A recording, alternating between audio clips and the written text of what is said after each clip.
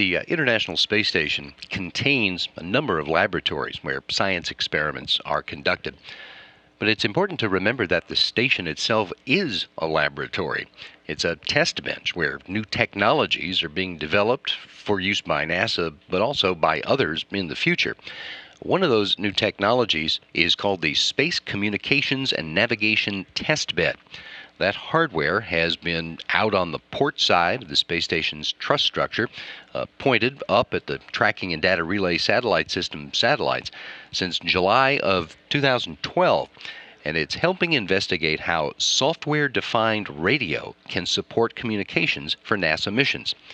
The SCAN testbed experiment is run from the Telescience Support Center at NASA's Glenn Research Center in Cleveland.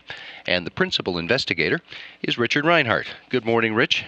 Nice to have you here this morning. Good morning, Pat. Thank you. Tell me about software-defined radio.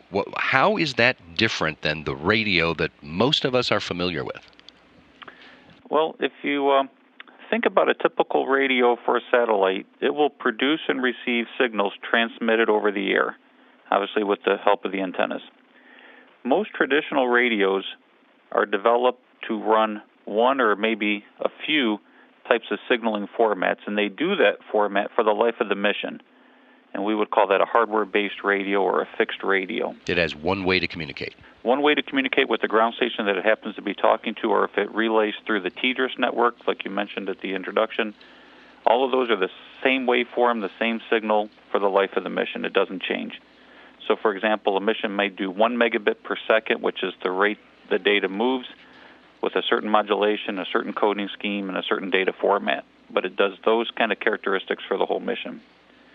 A software-defined radio is different in that this signal is digitally implemented and programmed in software. So the functions that make up the signal are implemented in software.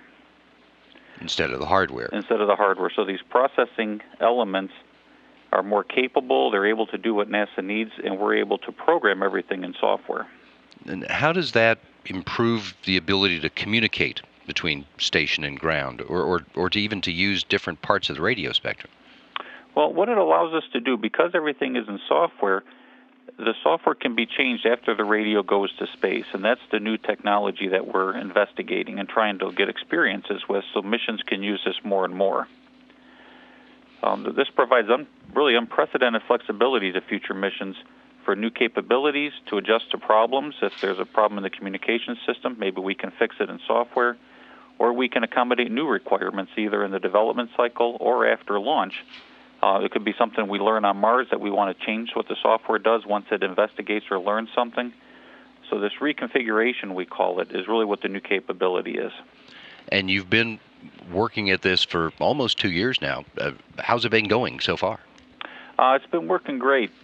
Each of the software-defined radios, we have 3 on board, have over 1,000 hours of operational time. We get a lot of time because we have no crew interaction. As you mentioned, we operate the test bed from the Glenn Research Center here in Cleveland. But we're on almost every day running some type of experiment, either talking to the TDRS network or talking direct to ground. And so besides the hardware itself, these thousands of hours we have on the hardware, we're starting to develop the new software, these applications. And so as an example, if you buy a computer from Dell, you might have Dell create all the software you might ever run on that computer. And that would limit maybe what you could do. And so we're the same way. We want to be able, NASA wants to be able to develop new software for these radios. And so that's what we're in the process of doing now. We're learning how to develop the software on them and how to document everything we're doing so that missions can use these in the future. I suspect that you find new kinds of software that you'd like to have and go to work developing as you implement this. You do. You discover new capabilities, the processing capacity of the radios you can investigate, and really just new capabilities of what you can receive on orbit and what you can change. You've, in fact, been able to utilize this to support other science experiments on the station, right? We have. There's a couple of things between on station and within NASA's communications infrastructure, I would call it, the TDRS satellites. Because we're really the only Ka band system that NASA has talking to TDRS, and Ka-band is a high frequency that NASA uses to communicate between satellites. So we operate at Ka-band, and we checked out the two newest TDRS satellites that NASA launched. So last year we launched what was called TDRS-K, and this year we launched what was referred to as TDRS-L. And these are brand new satellites that NASA makes part of the infrastructure, and so we were used to test out those satellites, part of their acceptance tests. Another example is we worked with the Air Force to receive GPS signals from their newest satellites. Kind of a similar role where we're checking out these brand new satellites, but we believe we have the first space receiver for the newest frequency that GPS is offering. They call it L5. It's a particular frequency for GPS signals, different from what your car might receive. I see. But we do investigate how well those messages are sent from those satellites, and we feed back a lot of information to the Air Force. And finally, one of the experiments on station itself that we're doing, I mentioned that Ka-band system that we checked out the TDRS satellites with. Right.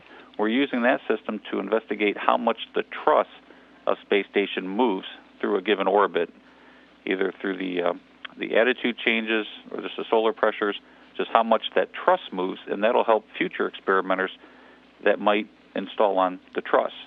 And one of those is a potential optical communication system. You can think of our system as sort of a flashlight with our beam spreading as opposed to a laser pointer. And this is actually laser communications that might go up on station here in the future, but we're investigating that environment that optical system would see. As a matter of fact, we're going to talk about that optical laser system tomorrow. But in terms of scan test bed, what can you characterize? What is the ultimate goal for this? Besides checking out the hardware and these applications I mentioned, the software itself, what we want to do is be able to demonstrate what future missions, how they might use this technology. And so we want to develop a system that can recognize its environment and then use its resources in the most efficient way to get the most science data down. So that's sort of a big goal, but the idea is to recognize its environment. We want the radios to be able to change their data rate adaptively. We want them to recognize maybe there's an interferer or there's atmosphere between space and ground that needs to be accommodated for in this software. So we want the radio to actually change its own characteristics to accommodate the environment. And you've still got some more time on orbit work to do, right? That's right. The project is scheduled for another 2 years, and so we have a plan to develop these applications between the adaptive routing. We have some that deal with efficiently using spectrum, the frequencies that we operate at, intelligent routing. There's a lot of intelligence being added to the network so that we can, again, move more science data down. Rich, thanks very much for helping explain what's going on here, and good luck with the remainder of the testing. Well, great. Appreciate talking with you today. Thank you. Richard Reinhardt is the principal investigator for the SCAN testbed investigation now underway on board the International Space Station.